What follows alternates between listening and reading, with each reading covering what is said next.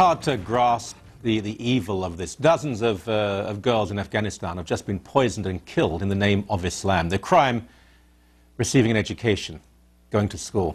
Lots more issues too. We need to talk about these. And who else but Pam Geller, author, and the woman behind the blog, Atlas Shrugs. Welcome to you. Before we get to that issue, we're going to talk about this later in the show as well, but Omar Kauder, it is not certain he will come to Canada.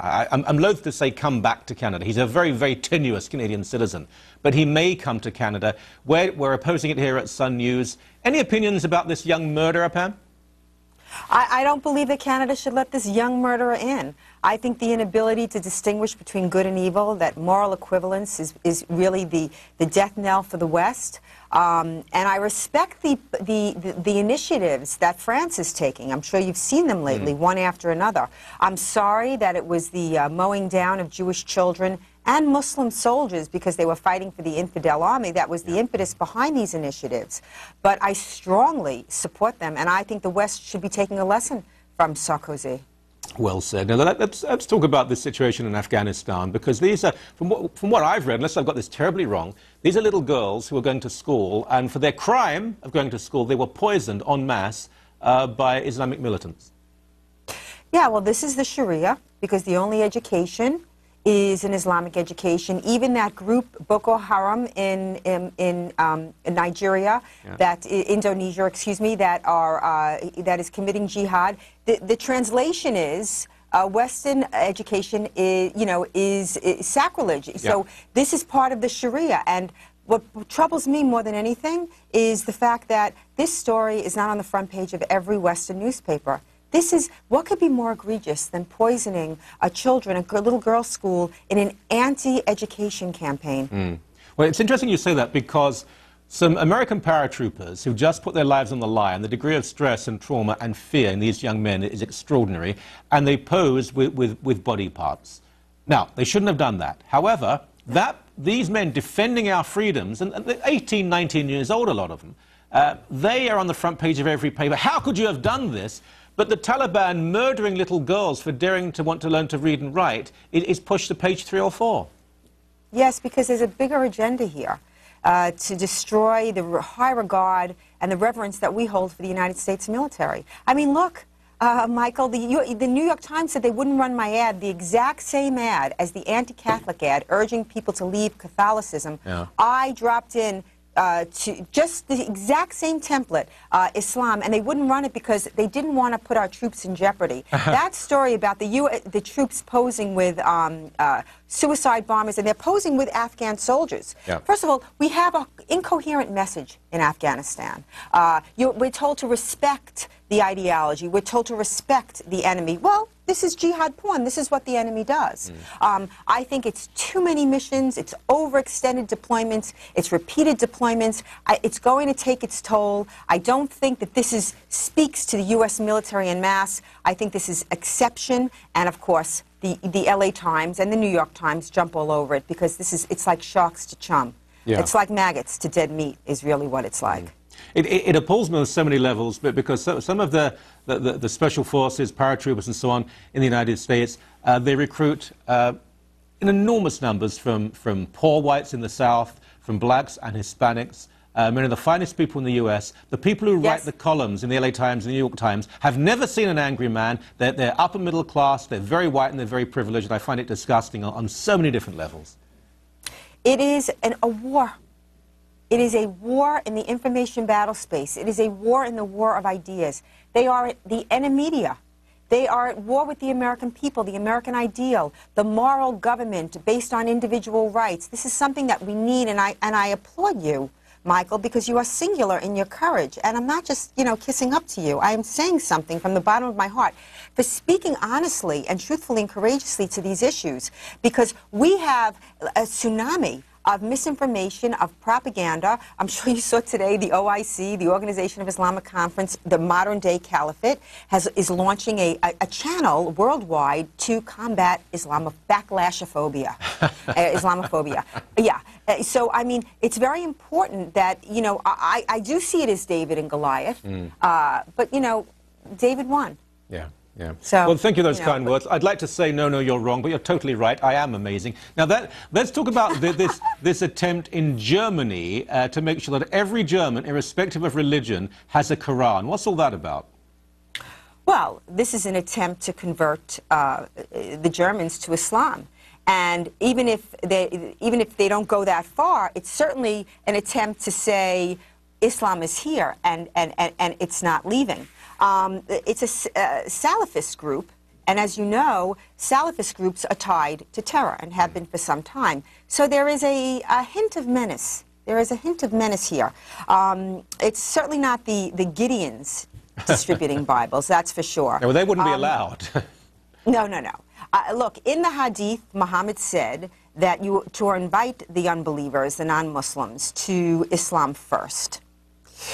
If they do not agree, then you give them the opportunity to live as dhimmis, live as non-Muslims under Islam, a subjugated status, denied basic human rights. And then, of course, if they don't agree to that, then you go to war against the non-Muslims. Do I believe the Salafists are going to go to war against the non-Muslims? I think it's a distinct possibility.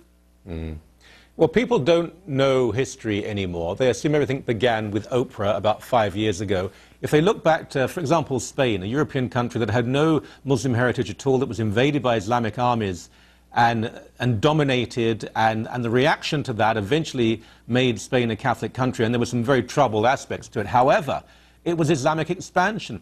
Islam has hardly ever been non-expansionist. And we're so eager to say, well, Christians did this and Christians did that. There were some ugly episodes in Christian history, but they're the exception. They tend to be the rule in the history of Islam. Listen, I'm acutely aware of Christian history, being Jewish. I know it quite well.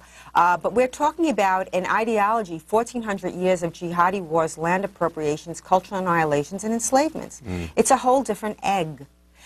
Just today, the president of Sudan, the Islamic Northern Sudan, declared war on the South, on Southern Sudan. Now, you know the referendum last year that was passed. 99% of the population, 99%. The real 99%, ladies and gentlemen, of Southern Sudan voted to secede from the Islamic North after millions of deaths under their jihadi war against Christian animists and moderate Muslims in Southern Sudan. And of course, today, the President Bashir declared war on Southern Sudan. Did we really expect that the northern Islamic country would just would accept the referendum, accept the vote of the free will of man? Absolutely not. I mean, and you see it in the... Well, we'll see what happens. We have there a convicted war criminal wanted by the civilized countries, leading a racist Muslim power, murdering black people, overwhelmingly black Christians, and the world did very little about it. Now official war has been declared.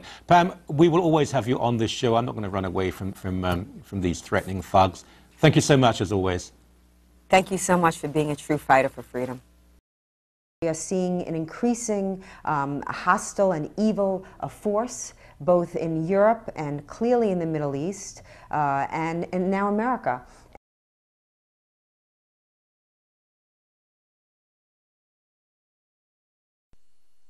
These are frozen waffles.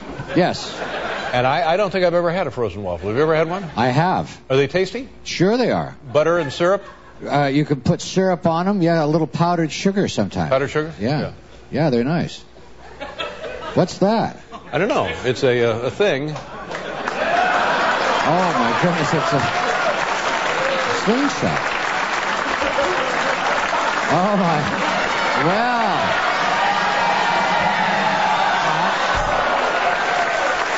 Wow. Where'd that go? Just right in front of the desk, yeah. Okay. Be careful. I don't want to hurt anybody. Well.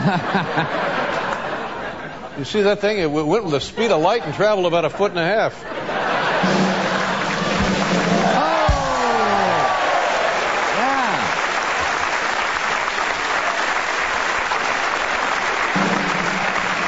I'll try for up there.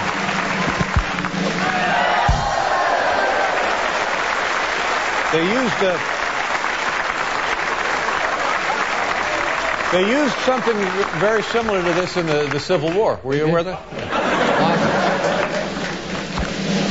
Oh! All right. there. Caught the woman off guard up there. I I think I might have fractured her cheekbone. Well, look at the frozen. Are they frozen? I'm begging you, no lawsuits. Yeah. All right, we'll try one They more, are frozen. and then we'll put it away. Try one. Certainly hope so.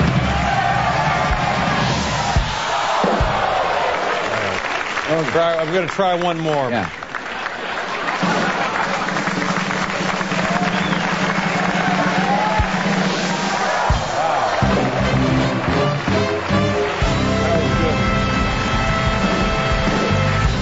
Okay, all right, thank you. So, we know we have that. At the very least. If nothing else happens tonight, we go back to the waffle. I understand. Because that seemed to be a huge hit. Yeah. Hey.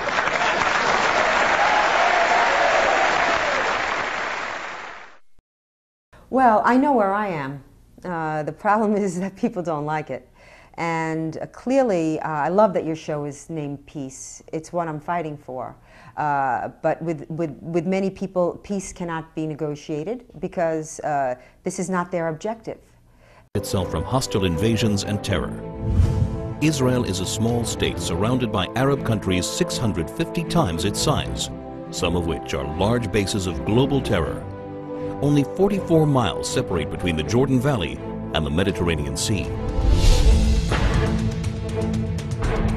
After the Six-Day War in 1967, when Israel was attacked by 4 armies on 3 fronts, United Nations Security Council Resolution 242 stated that Israel was entitled to new defensible borders to replace the previous fragile lines from which it was attacked. What are Israel's defensible borders? What are its essential security needs? The Jordan Rift Valley, Israel's eastern frontier, forms a natural barrier between Israel and the countries of Jordan, Iraq, and Iran. The Jordan Valley rises from an area that is 1,200 feet below sea level to a hilly ridge of up to 3,000 feet, creating a steep 4,200-foot virtual wall opposite any force attacking from the east. The growing threat of global jihad activity near Israel's borders requires it to prevent infiltrations of terrorists and weapons.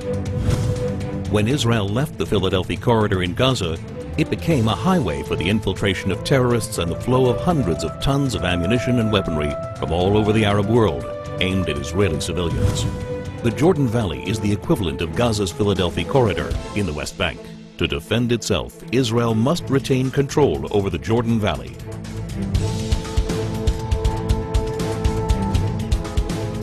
This is Israel's mountain ridge, rising up to 3,000 feet. It dominates Israel's major coastal cities, where more than 70% of its population, 80% of its industry, and all of its airfields and seaports are located. Missiles launched from the Judean hills pose an immediate threat to Jerusalem, Israel's capital. Israel's only international airport, Ben Gurion, would be in the range of even primitive rockets, while all planes taking off and landing would be threatened by shoulder-launched anti-aircraft missiles.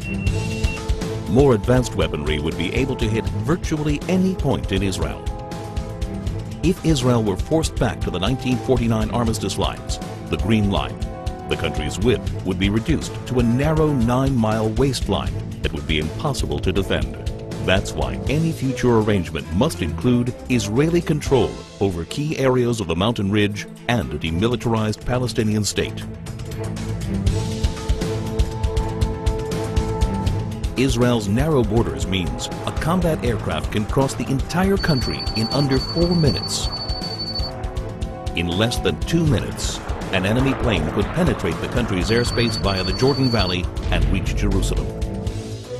In order to thwart an aerial attack on Jerusalem, a hostile plane must be shot down at least 10 miles east of the capital to prevent it from crashing into major population centers. Therefore, Israel must be able to identify hostile planes before they cross the Jordan River line and intercept them shortly after.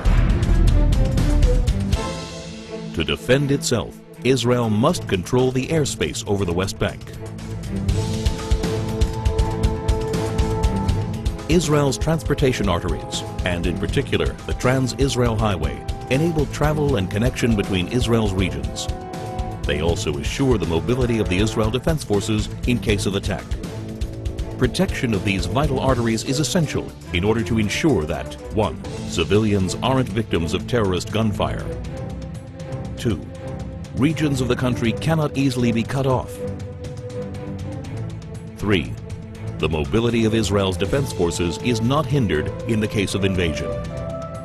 To defend itself, Israel must control its main arteries of transportation.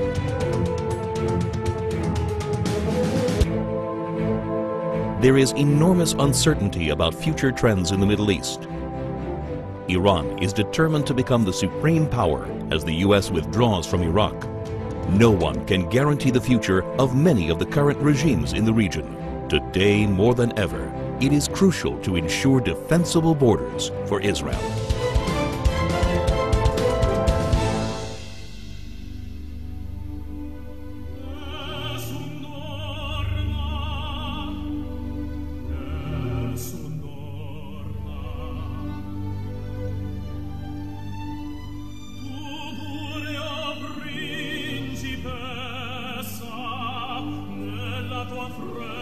We are seeing an increasing hostile and evil force, both in Europe and clearly in the Middle East, and now America.